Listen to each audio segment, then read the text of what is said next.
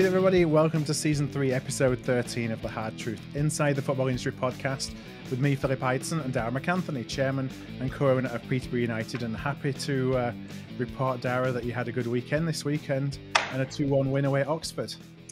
Yeah, it was a really funny one because the circumstances, the manager rang me on Friday and he was like, we got like 12 fitness tests tomorrow. I was like, for fuck's sake. To be fair, look, the week before I spoke about character and about, grinding out wins and, late goals and doing whatever. They did it on Saturday. They did it on Wednesday or whatever against Wickham. We dominated Wickham in a cup game with our second stringers, our squad. And, had 20 shots in the first half, should have been 4-0 up. And it was one of them games where suddenly Wickham score a goal and you're thinking we're out of the cup. And it's a cup we want to win. And, he brought a few players on and Jono scored a late equaliser. So we came. So the character setting was there. Then on Saturday, it was the walking wounded, and a lot of players played who were probably 60, 70% fit.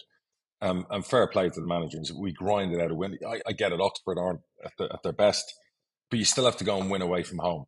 And too many times this season, we've played a lot better and gone ahead and lost games. So we scored 2 counter-attacking goals.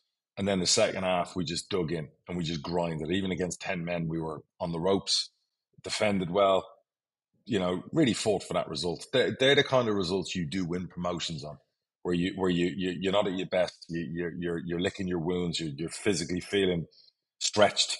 You're losing your best players. Joe Ward goes off after 10 minutes with a knee thing.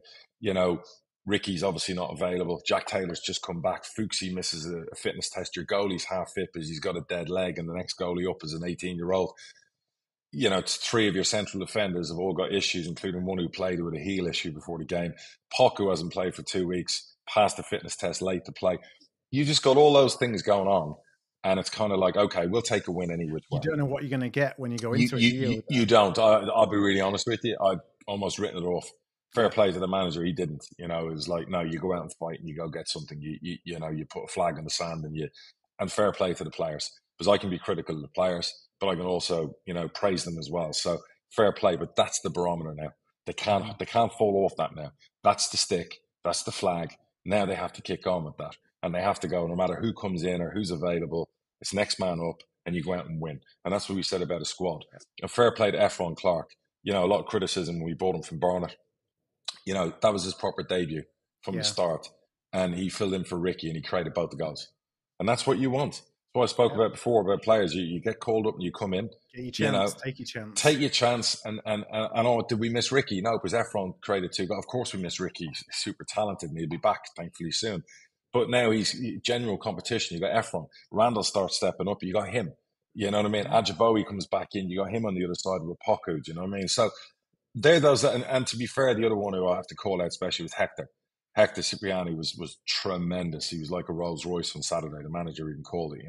Young player we brought in the summer, came in for Fuchs. He just glides around that pitch. He was magnificent. So you want your squad players to step up.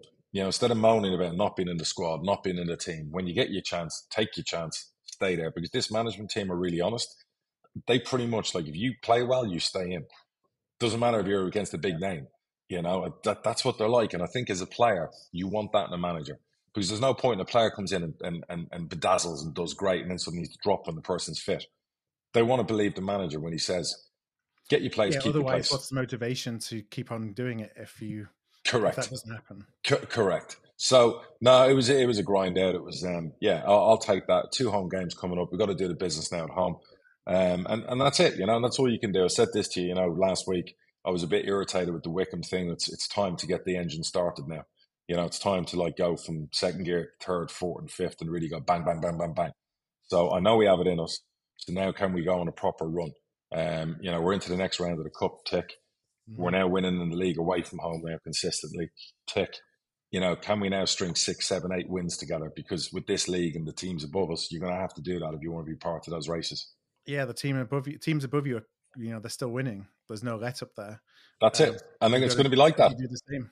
It's going to be like that. A lot of those teams won't let up, and if they do, it'll be 1 or 2, 3 times at most, which means there's no let up for you. The head start's over. That you give them. You can't shit the bed. You have to keep going. So, yeah, look, long way to go. But again, promising signs, and that little away thing that was irritating everyone. That's 2 out of the last 3 games away from home won. MK Dons Saturday, Wickham were leading, lost, but should have won. Done better. So there's promising signs there. So we just have to amalgamate that with really good home form, and all good. All good from a Posh perspective.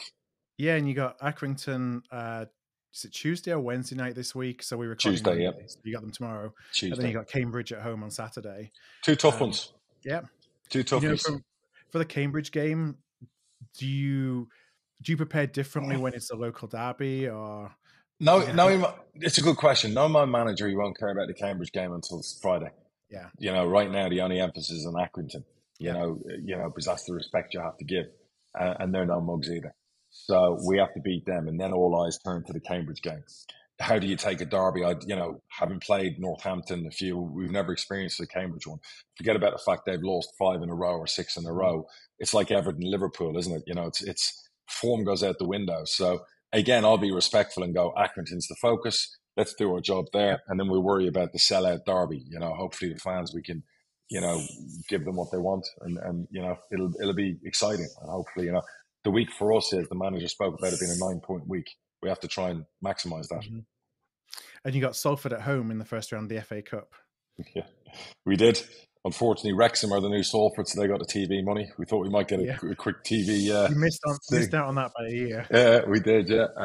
Yeah, Salford doing really well. I think they did lose on Saturday though to Stockport, I believe, but genuinely been doing really well. Again, it's the cup. And we have shot the bed in the cup the last few years to lower league teams. So, we have to, we're not on it. We'll have a problem. So, but we need a cup run for the money. So we need to make sure we're on it. We only have 2 league games in November, I think. So it's really weird. So obviously the World Cup's coming, the FA Cup starting. Yeah, it's going to be, who did you get in the FA Cup, by the way? We got Harrogate at home. Oh, you don't like Harrogate, do you? Well, it's funny, we always had trouble with them. So we beat them this season, didn't you? We beat them this time away. Let's see if we broke that duck or not. I guess time will tell. But at least it's a home draw. It's against somebody who's beatable, and I say that without being disrespectful to them, because we have beaten them. So it could have been worse. Yeah, absolutely, and that's all you look at. So, at the end of the day, we're at home. You want a home tie in the cup. Yeah. It's up to the players now to play to their maximum. So it's the cup. And you had a draw on Saturday, no?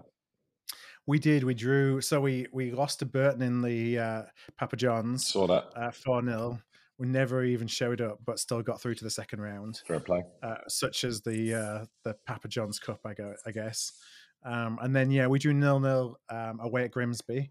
So I was glad that I didn't cause us to lose by saying it's a place last week on the pod that we typically go and do okay at.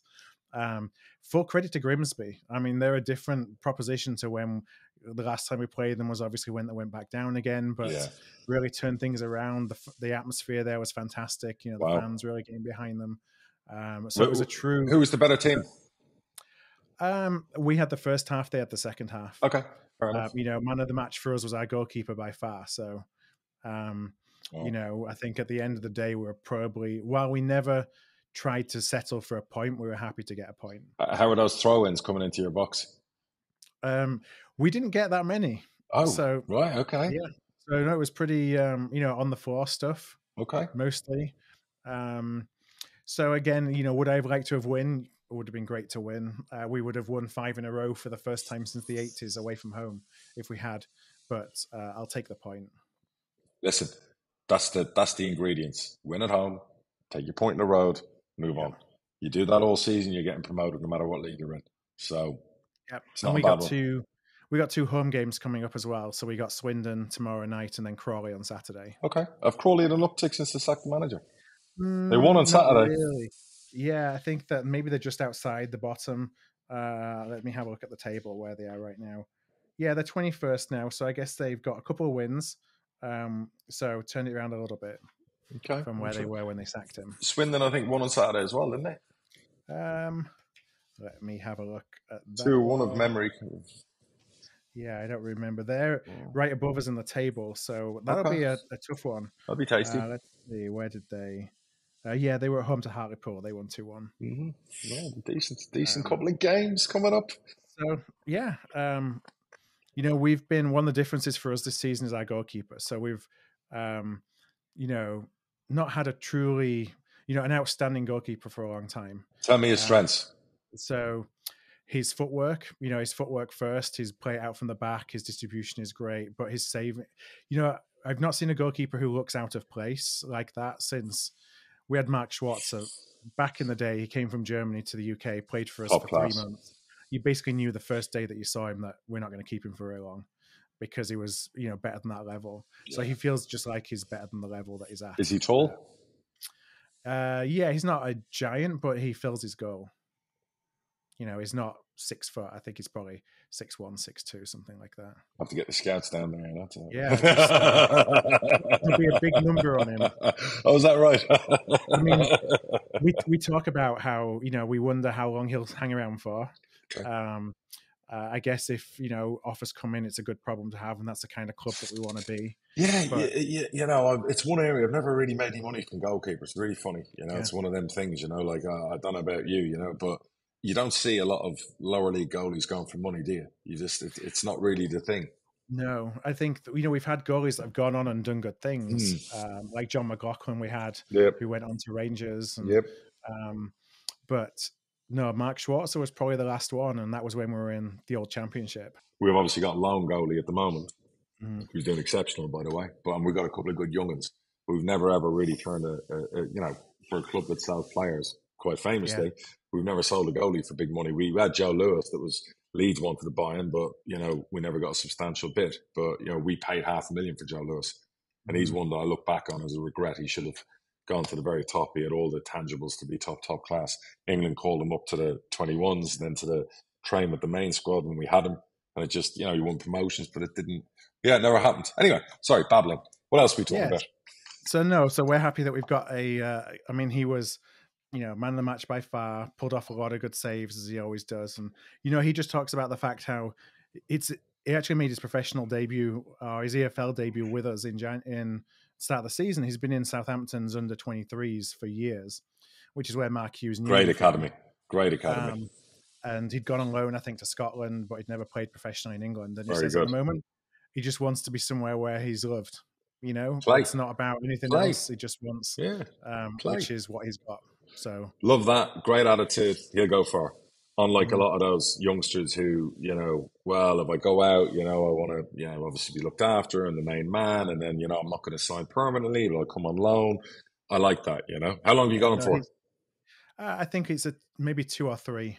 It's probably 2 with a club option for a third or something. I'll let you know next week when I speak to his agent. Yeah. you've got yourself a keeper. You don't need a second. We do. Listen, I'm already into our keeper's agent. He's Jack Grealish's agent, funny enough. He's a pal of mine. And like, you know, all goes to plan. We're in the champ. We'll be having him back for the champ. So yeah, you're absolutely right. That was the whole idea. We always looked at it as a 2-year thing. You know, or God willing, all goes to plan. But yeah, you keep listening. Good keepers, tough to find. You know. So there's lots of talking points, I think, from the Premier League this week. Sure. Where do we start? Well, I got to start, unfortunately, with Liverpool. I watched that. Yeah, how was it? I didn't see the game. Yeah, I got up at 7 a.m. our time to watch it. When I saw the team named, I thought there's an upset in the cards here. I think Liverpool lost Thiago and Darwin Núñez before kickoff. I don't know what's going on medically with Liverpool. I don't know. You know, they're having another one of them horrendous. They seem to every 2 or 3 years throw in one. 2 years ago, it was all the centre backs. It was, you know, constant chopping and changing at the back, and they still finished third. This year, it's across the team. You know, the 2 centre halves missing. The midfield have had constant problems. Curtis Jones now finally back. Thiago's injured again. He is made of glass a little bit, unfortunately. God love him. And he's our best midfielder. Fabinho, miles off the pace at the moment. Jamie Carragher or somebody say, looks like he's got something on his back that he's chugging. You know, Jordan's obviously older. James Milner's 38. You know, Harvey Elliott really has been the standout. So it was one of them games where you just knew that if Forest got a chance, they'd score, and we weren't going to score. We'd probably still be playing today and wouldn't score. And now we've lost Diaz. Núñez was missing the other day. Obviously, the Portuguese boy is missing now for, I want to say, till after the World Cup as well, Jota. So we've got issues. I mean, I feel for Jurgen. Do you know what I mean? And look, he'll play whatever he's got in front of him, and he'll try and grind out wins. But the other thing I would also say, putting the injuries aside, Liverpool are probably now a worse team away from home than Posh were. You know, we struggled for a while away from home. Now we're stringing wins together. But Liverpool have got a real problem away from home. I don't think they've won away from home in the league this season. And, you know, that's a problem. You know, and the worst part is we've played Fulham, Forest. It's not like we've played Man City away. Not like No, we it's not played. something you expect from a Liverpool No, team, is it? no. So I don't know. Liverpool are going to have one of them decisions to make after the World Cup's probably going to come at the right time for Liverpool. You know, to get a bit of a break, get away from all of this aggro. We can string a couple of wins together before the World Cup, get to the World Cup, reassess where they are in December, and then they got the transfer window in January. You know, first mission is top four. Got to make sure we're top four, put the season behind us, get on to next year, and let's give Jurgen the central midfield tools he needs. Most of the money they're going to have to spend is going to have to be in that area of the park. And unfortunately, nowadays, that's not cheap, is it? You know, you want a Declan Rice, 150 million. You want a Bellingham, which I've always said there's no chance, you know, he'll come to us. That's 120 million. You know, you're talking about £250 million to buy them two. The only thing about buying them two, you would have players for the next 10 years. Yeah, you got resale value. So you've got resale value, but you've got two players that will probably play for the next 10 years in your team. Mm-hmm. So if you equate 250 million over 10 years as 25 million a year, you would have to invest in your central midfield area. Yeah. So that's the way you got to look at it when you're a club that size. So the worry is, if Man City went out and bought them two, they may as well just hand the trophy over to them every year. You know, just like so. So yeah, Liverpool have got problems. Fair play to Forest, grinded out the win. But yeah, a team like Liverpool shouldn't be losing at Nottingham Forest. And if Man City had gone there on Saturday, Man City had won again 5-0.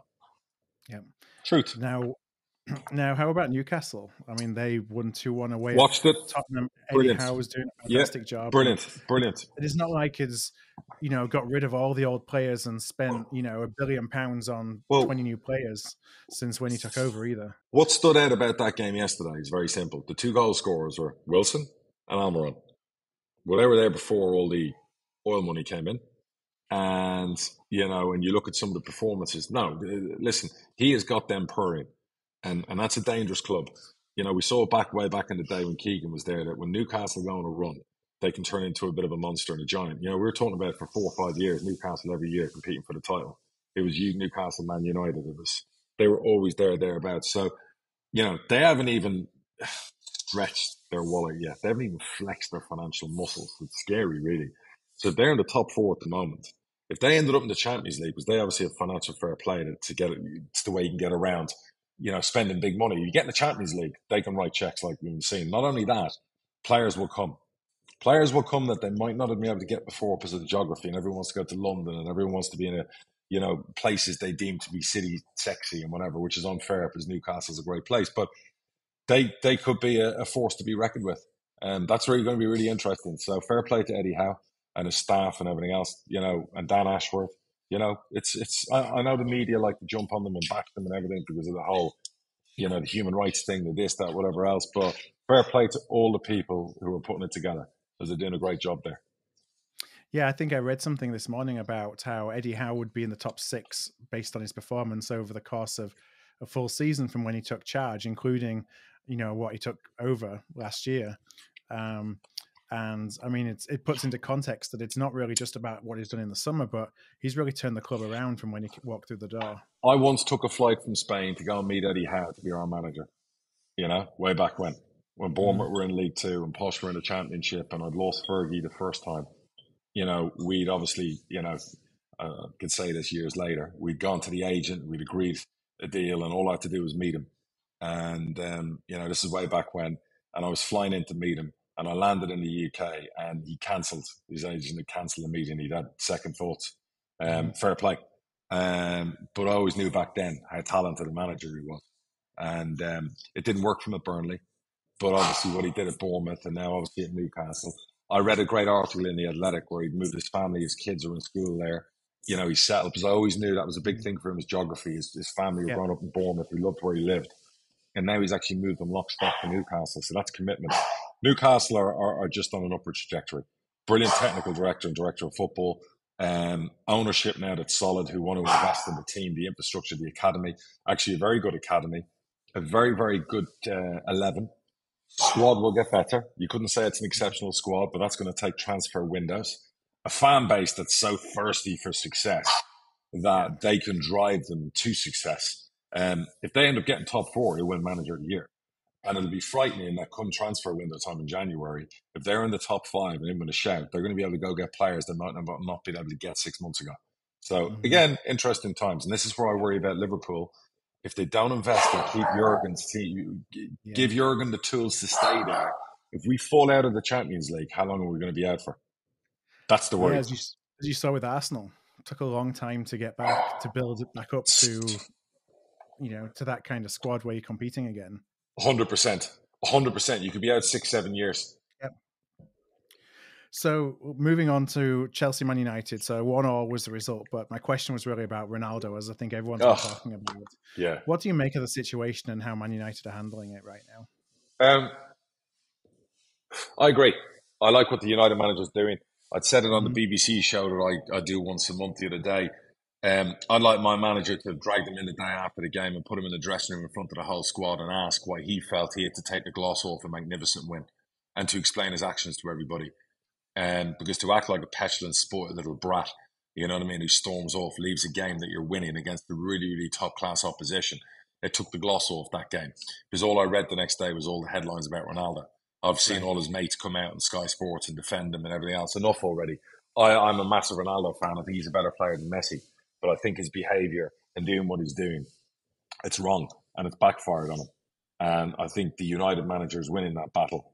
Whereas Ronaldo probably thought, well, I'm Ronaldo, and we'll see. So fair play to the new manager. He doesn't take any prisoners. He doesn't take any shit, and he do exactly what I want my manager to do. So they have to move on from Ronaldo now. It'll be forgotten in time. It won't affect his legendary status there, but best for him that he goes in January somewhere else. Yeah, you think that's the inevitability? Absolutely. You'll kind of keep him till January and then let him go then, or just cut their losses now? I think, I don't know if they can cut their losses because the check you'd have to write, but I do think that in January they can do a deal that can basically sorry, Phil, they can do a deal that suits all parties, right? They don't have to write £100 million check.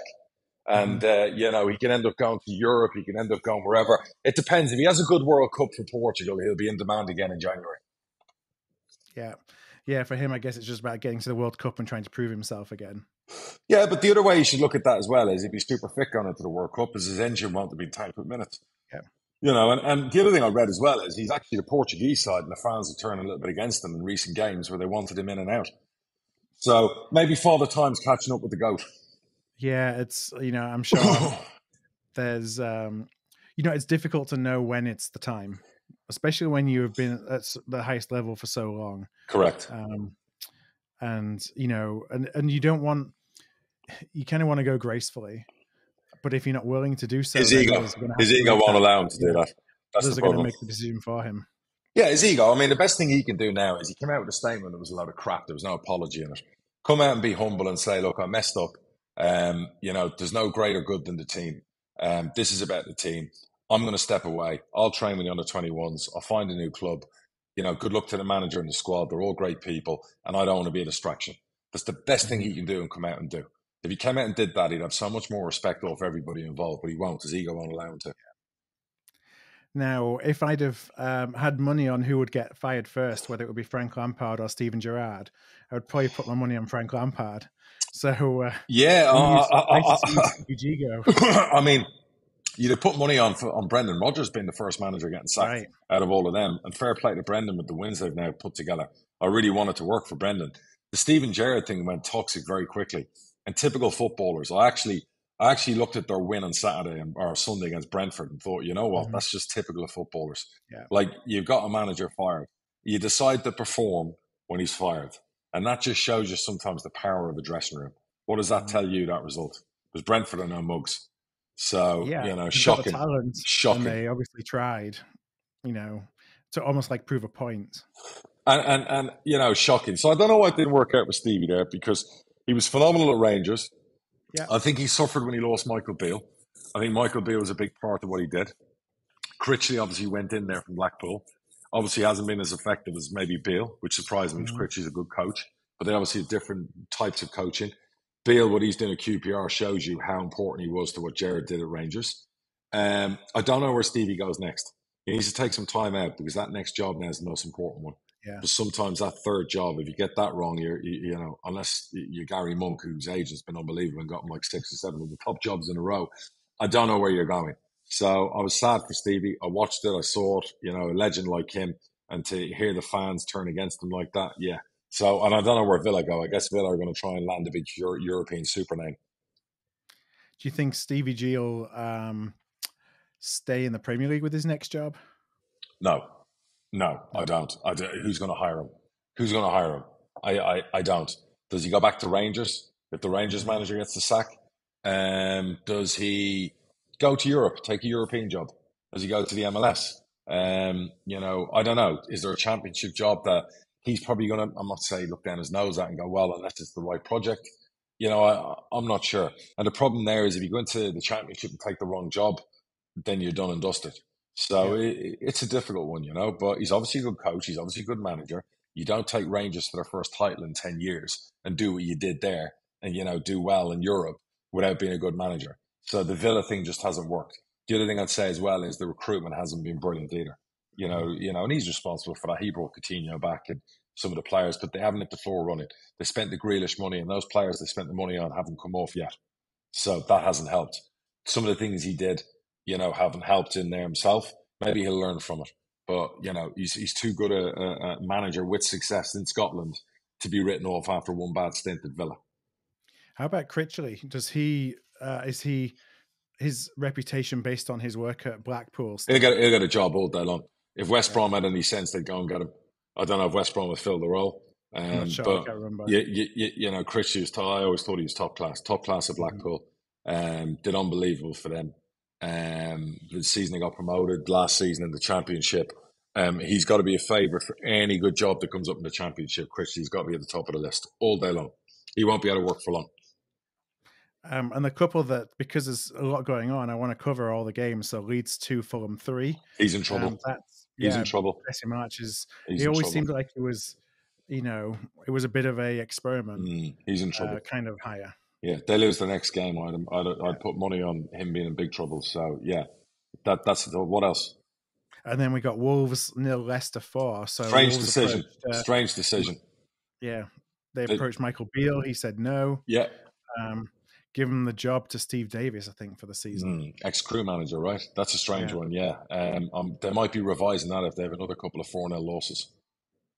Very strange so one. let's go around the leagues a little bit. Let's see what we have here. Just give me 1 second. There we go. So in the Championship, let's see what we got. That's interesting results. So Sheffield United have been dropping a little bit. Seen that. Down to 5th now. Yep. I know there's only 4 points in it still, but run out a bit of steam in the last 5 or 6 results. Don't know if it's injury related or what it is, but they're too good a squad not to be up there. So don't be surprised. They'll find their wind again. And Blackpool, talked about Neil Critchley earlier. They got the spoils in the derby. Phenomenal. 4-2 against Preston. Yep. I think unusual for Preston to score 2 goals in a game this season. Unusual for them to concede more than one. I know. So yeah, Blackpool are firing. They're scoring goals. Appy's got them playing. Fair play to him, because I don't think there was a lot of fans that were overly excited about him going back there. So he's definitely, you know, doing very well. Coventry won again. Told you not to worry about them.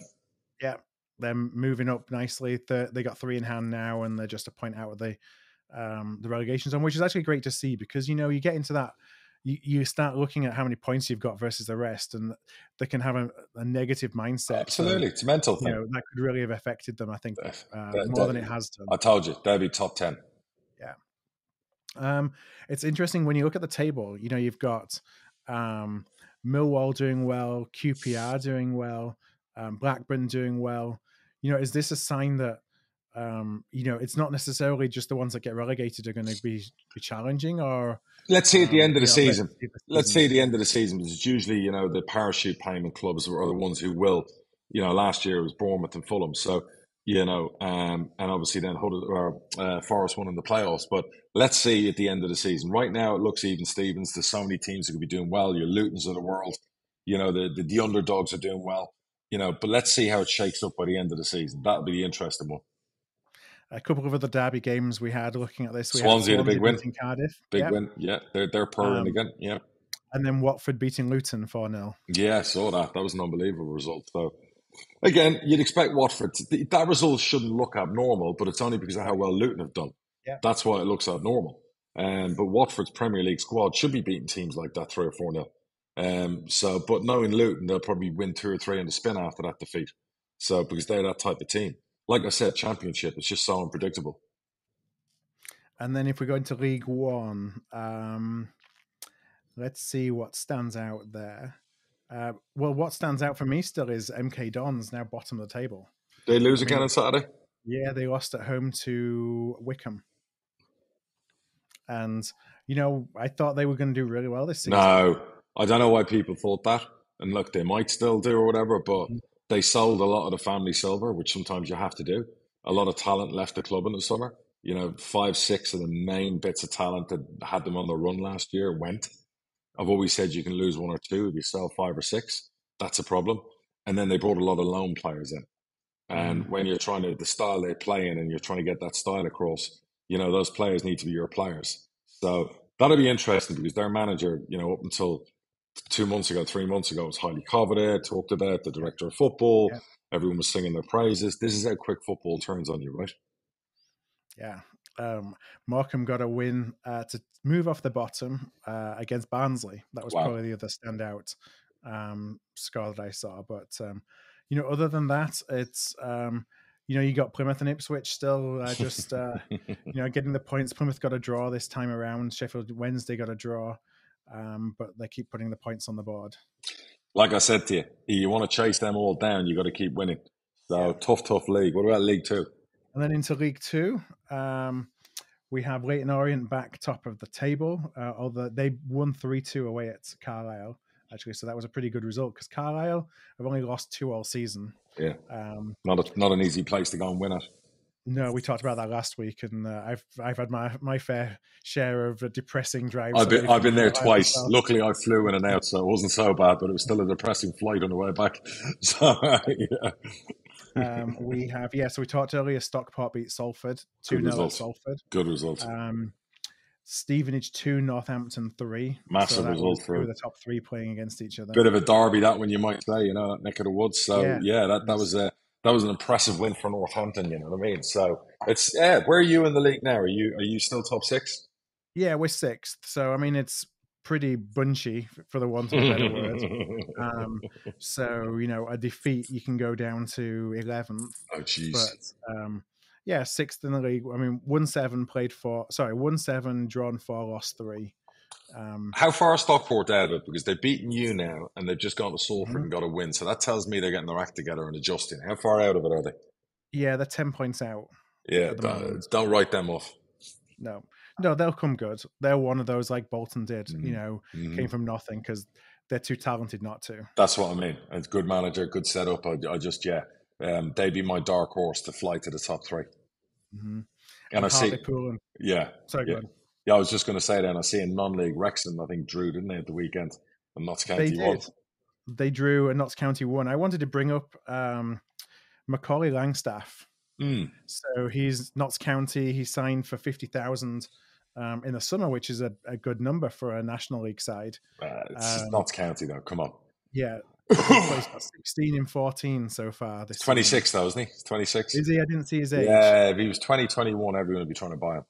I wondered if he'd ever been on your radar. No, unfortunately on the scouting, the only player that's gone over the age of 24 that we tried to sign from non-league was Jamie Vardy. A lot of the time on the metrics we have, anyone over 24, 25 is a very low probability they're going to play well in the championship.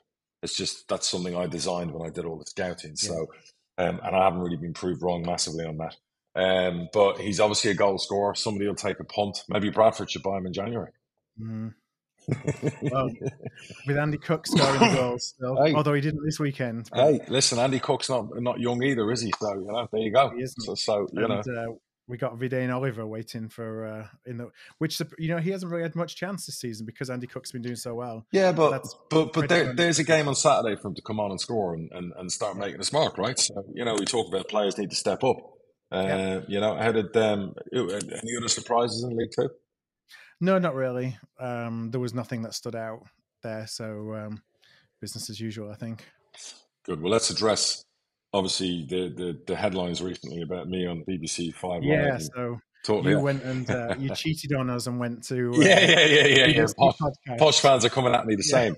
And again, it's so frustrating. We spoke before we came on air about you're not allowed to have an opinion or talk hypothetically about anything without people getting sensitive and jumping down your throat. And I see the Telegraph have written a full article on it today, and it's just like enough of the clickbait, enough of the articles, enough, and even BBC put out like a clip and made it like, to give some context for people who, have been too lazy to not listen to the whole show. Pal of mine, Aaron, runs the BBC, the EFL 72 or whatever it's called, the show we do. And I'm obviously on it once a month. I agreed to, I used to do once a week. So they came back to me in the summer and I said, look, I can do once a month. And he's obviously a massive AFC Wimbledon fan. I mean, massive. Does work behind the scenes, just a lot of energy and love for the club. And he was asking me hypothetically, saying, look, you leave Peterborough in the summer. Are you coming back into football? And I said, yeah, eventually. My kids go to college. I've got two of them, they're at homecoming on Saturday. I've got college trips. I've got college visits. My schedule from February through to the summer is just stacked with shit. So I said, eventually, yeah, of course I'm going to be back in football. I love football. I will always own another club. And he said, well, in that situation, hypothetically, would you, be interested in it? And I said, absolutely, 100%. You look at clubs, Bradford, I mentioned Bradford, you put Wimbledon in there as a sleeping giant, clubs that, now have brand new stadium, top 10 in the championship. What could they do? That wasn't meant as an insult to Peterborough. It wasn't meant as a dig to the fans. Because I got fans going, well, you might as well go now. You might as well do this and that. To question my commitment to the football club, there's nobody who gives more to the club than me. To be fair, I'll probably put Jason in there as a close second. He puts a lot of graft in, whatever else. And of course, I don't want to leave Posh. But I said this, that it would be unfair of me to be involved with a club where 99% of my time and attention is going to be elsewhere. I don't think that would be fair to partners, to the club. That's all I know. I was trying to do the right thing. I don't just want to suddenly rock up and go, hey, I'm taking a 1 year sabbatical and I'll be back in a year. It doesn't work like that in work and life. And you're either all in or you're not all in, right? And, my time and focus is always on the club. Again, today, loads of stuff this morning to do with training ground and players in January and not to mention sending a lot of money over to pay wages. That's my time commitment to the club.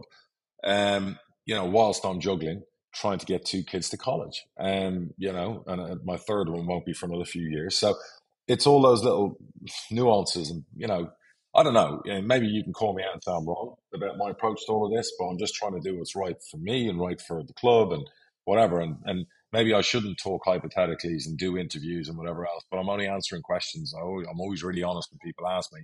From now on, I'll go no comment. But everyone knows, and I told Posh fans, I will be back in football.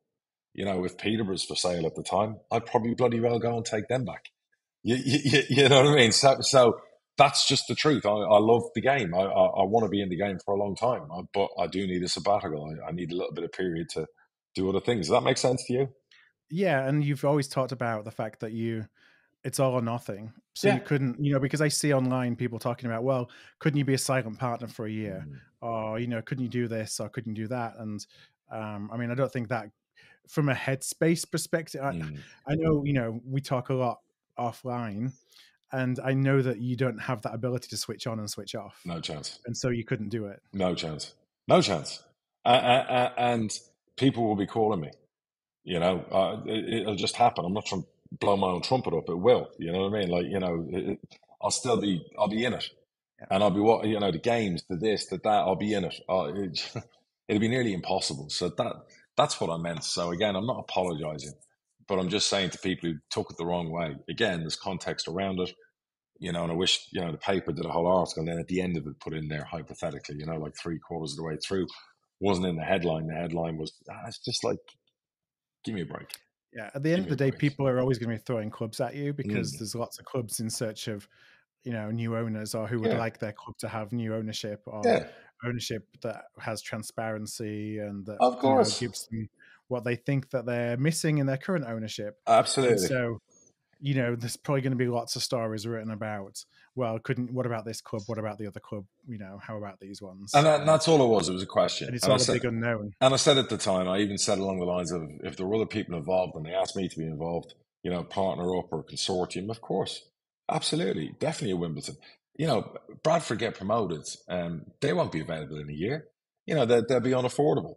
There's certain, if you're looking to move on and get back in and you want to buy a club, Milan Mandridge did it with 3 clubs. You're gonna, list the clubs and go, which are the ones that you think make the most sense to go in and buy. So, that's just the way it goes. My business is sports and football. So if I take a year out or whatever, I'm going to want to come back into that business. I feel I'm okay at it. I do okay at it. You know what I mean? I have a skill or a talent and something like that, and I want to go back and do it. So that's not a slight on the Posh. I've given them 17 years of my life. I bleed for that football club. So I just it's unfair to be like, I'm just not interested. I'm more interested than anyone in the club doing well. So, the time I put in. So again, let's just relax on that, sir. And the other thing to add is it's part of your legacy of, Correct. where the club is when that time comes. And Correct. so you're doing everything you can possibly do to make sure they're as high as you can possibly If leave I them. could leave that football club top half of the championship, my job is done. My work is done. I've always said that in a really, really healthy place. But I won't go if we're not in a healthy place. I won't go if, in my mind, I need to be there. That's for sure. I would never leave that football club high and dry. Not a chance. No way. New way. Not after doing 17 years of it. So there's a couple of other topics Sure. For us to just touch on. The first one is related to Sky talking about axing EFL games due to poor viewing figures.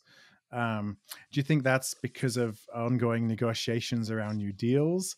I think that's a great clickbait, to go into the negotiations and, whatever. So probably Sky playing the game there. Yeah. I don't know. Sky, I think, are owned by Comcast now. I think. Is it Comcast they bought them? Yeah, who owns one of your favorite channels, MSNBC, and a few of the networks over here. So all those lefty libs channels. Yeah, well, you knew that when they brought out the BLM badges a few years ago, and insisted everyone wear them, on air. So I don't know if that's the game they're playing. And again, please don't make headlines over a funny comment. We'll probably get banned from Twitter again for me saying that. So, well, our pal needs to make sure he doesn't post that clip. But it'll be a 28-day ban or a 6-month ban. Yeah. So I'd imagine Sky are playing a game there. But look, Sky aren't going to have a choice because if Apple come in strong, if Netflix come in strong, if Amazon come in strong, if we decide to do EFL Plus, they can go on about we're cancelling games for the lack of viewership. So, well, my answer to that would be do a fucking better job producing the show. Maybe get better presenters. Maybe get better commentators. Maybe put a bit more effort into who's the most talented and who's the most qualified over what. Yeah. That's the world we live in nowadays. You know what I mean? There's far too many. I watch certain shows and I go whatever else. And I go, this. It's not the most talented people you're hiring. You're hitting a number. So maybe focus on that. Maybe the viewers will come back. Me personally, I just go. Our product could be so much better. That goes for all the highlight shows. That goes for the actual shows themselves. I think they could be produced better. I think they could have better people commentating on them, presenting them. I just think we could up our game. Amazon put together some really, really good football games. I saw them. I think Laura Woods was presenting. A couple of commentators were really good. I sometimes I see some productions and I go, that's really, really good. I watch NFL out here. It's the same thing. They've some talented people. And then I look at Sky and I look at some of the ex-players they have commentating and whatever else. It's like watching paint dry. So with all due respect, up your own game and maybe more viewers will tune in. Don't pick the same teams all the time that you're going to show over and over. Mix and match it up a bit.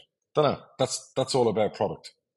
Do you think that, because back in the day, I would say Sky had a responsibility to show League One, League Two football because fans didn't have any other way to go and view it. Now, in iFollow, you can now. Yeah. Do they have that responsibility anymore because you can just go and watch on iFollow? Oh, yeah, I think they still should show those games. I think, we're in EFL. It's not the Championship. It's called the EFL.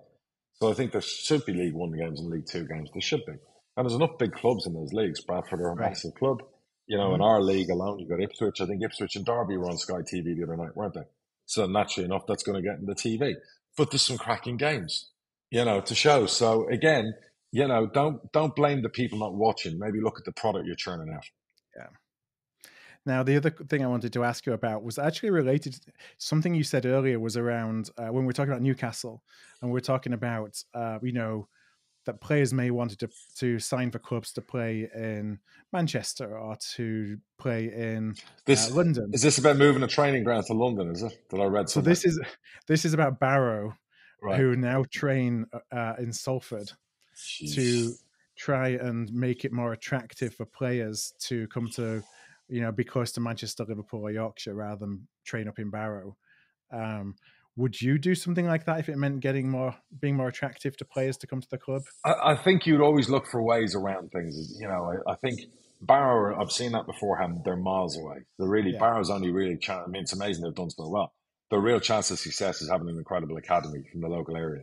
But then again, you're going to be really ring fenced in on a nucleus of what you can bring in. So maybe that's not going to work. So I don't think it would work for Newcastle. I don't think it would work for some of the big clubs. You know what I mean? So it's an idea. If it helps Barrow, absolutely. You do what you got to do. I mean, they're a club who want to do better. And if they can't attract players because nobody wants to move geographically that far I don't even know where Barrow is, by the way, but they're obviously in the middle of nowhere.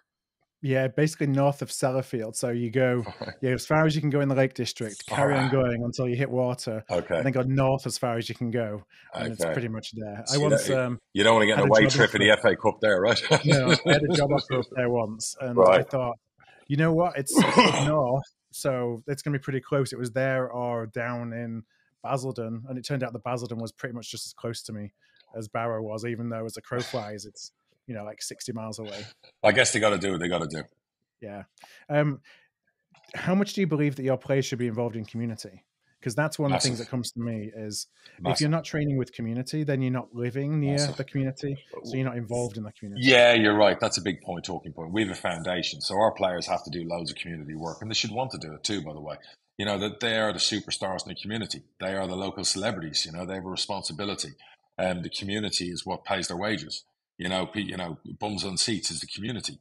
And to give back to the community, our foundation does magnificent work. People always think we own the foundation. We don't. It's an independent run organization with trustees.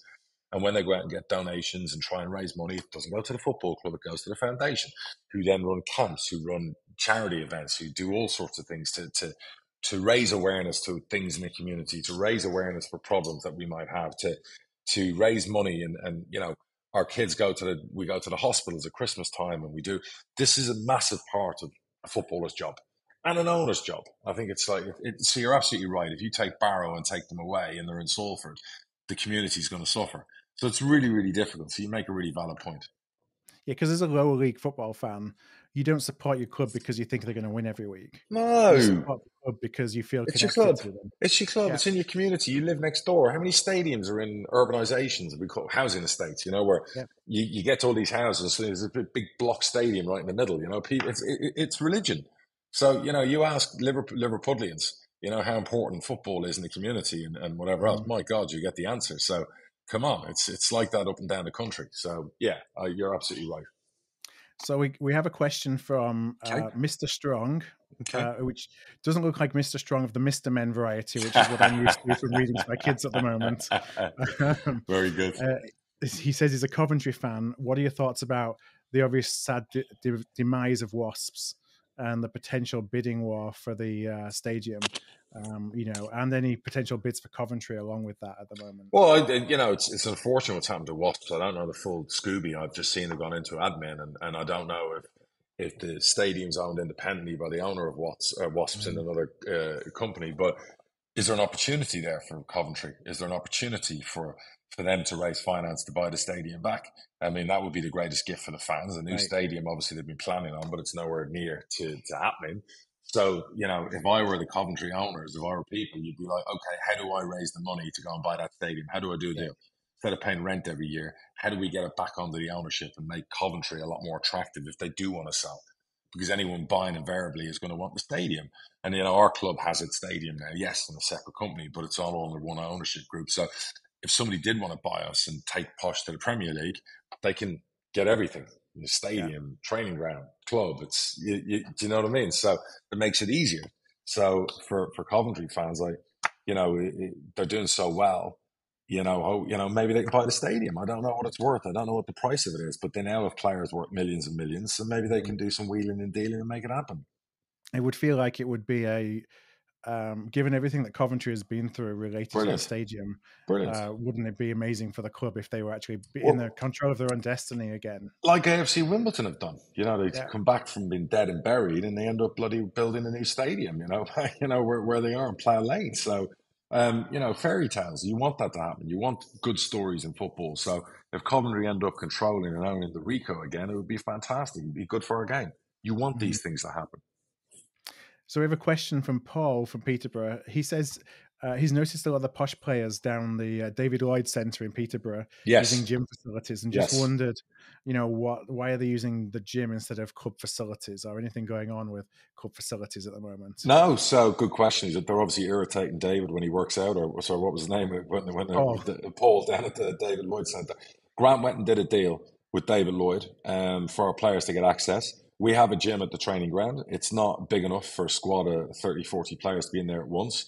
It's limited in facilities. It's part of another phase we have worked out at the training ground to improve the facilities, which obviously when we got relegated, some of those things you have to put back. Yeah. But we do want to build an all-purpose bigger gym than the one we have at the training ground. So the deal he did basically allows the players to use David Lloyd. And David Lloyd's been a partner of ours in that process, and we're very thankful. So let me know if our lads have been well behaved down there, and we don't upset Paul. Talking of community, correct. They're being out there and they're correct. working in the community. It's exactly what they're doing. So yeah, absolutely, well spotted. Tell them. And then a question from Tom. Tom says, "What if money wasn't an object? Sure. What innovative ideas would you bring to English football to the supporter experience? So maybe things that you've seen that you thought, that would be great for fans, but, the ROI, maybe it's not going to drive it where we are right now, or things you may have seen in other countries or sports." Are we talking about experience-wise while watching a game? Are we talking about facility-wise? I think facility-wise and perhaps, the experience outside of the game. Newer stadia. I love the NFL stadia. You look at some of the new stadia that's gone up. I've always said this about the EFL. I'd say 70, 80, if not higher % of clubs in the EFL have old stadia, including Bradford, including Peterborough. You go to the big clubs, newer stadia, with better facilities for the club to make more money, to make cheaper tickets. I've always believed in that. I believe that if you have newer stadia, which gives you a bump on your increases of 40, 50% in attendances, and you have better wraps, commercial facilities around to bring in more money in, and if you've got funding to help you with that, you should be legally have to then reduce the price of your tickets to get more people in. That helps the fans. Better fan zones, better things for families. The more families you can get to games, the better, because you're investing in the future. The biggest killer for me is that, there are some families that would move to Peterborough and their experience maybe coming to our old ground isn't a great one. So they'd rather, if it was a brand shiny new ground and they came, they'd want to come back every other week. So we probably lose out on 2,000-3,000 fans that won't come, but if we were in a new stadium, you would have it, which in itself is probably an extra $100,000 a home game, which per annum is £2.3 million per annum, which over X amount of years is millions more. So, and you can then make the experience better and use the money.